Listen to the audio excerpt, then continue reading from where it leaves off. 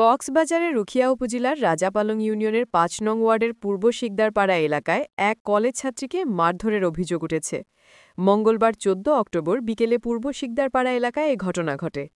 অভিযোগ রয়েছে, মৃত নূর আহমদের ছেলে মোহাম্মদ রাসেল কলেজ ছাত্রী মৌচনা বেগমের বসতভিটায় প্রবেশ করে তাকে শারীরিকভাবে লাঞ্ছিত করেন এবং ৫টি সুপারি গাছ কেটে ফেলেন।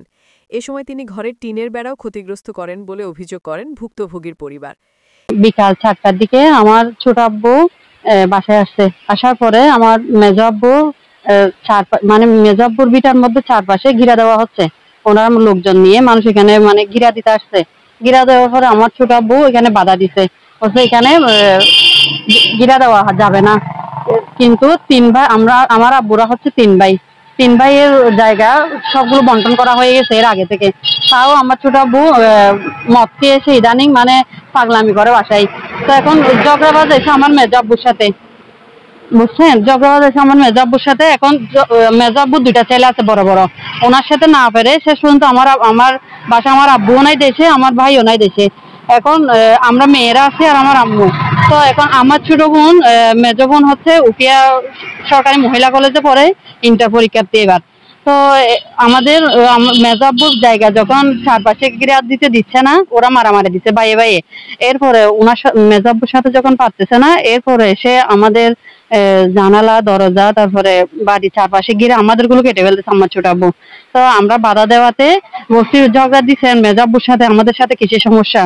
তো বলছে তোরাও আমার সামনে আসবি না বলে খেয়ে ফাগলামি করতেছে। এখানে আমার ছোট বোনকে দিয়ে লোহার রড দিয়ে মারছে মাথায় এর আগে। এরপরে সীমা থেকে ফিলিয়ার তুলে নিয়ে আবার মাথায় মারছে। এরপর আমার আম্মু যখন বাধা দিতে গেছে আমার আম্মুকে মারছে। এখন আমরা সঠিক বিচার চাই। আমার ছোট আব্বুর এরকম অমানবিক নির্যাতন আমাদের আর সহ্য হচ্ছে না। আমাদের রাতে আমরা ঘর থেকে বের হতে পারি না, আমাদেরকে রাস্তাঘাটে হুমকি দেয়।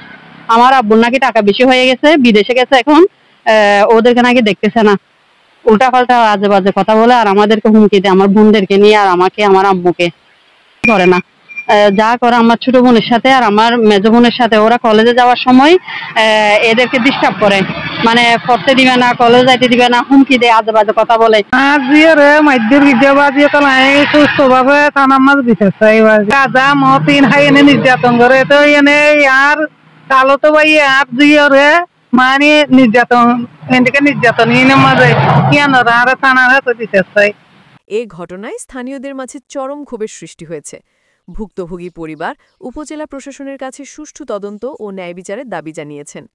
News desk, CBK news 24, Ukhia, Cox's Bazar.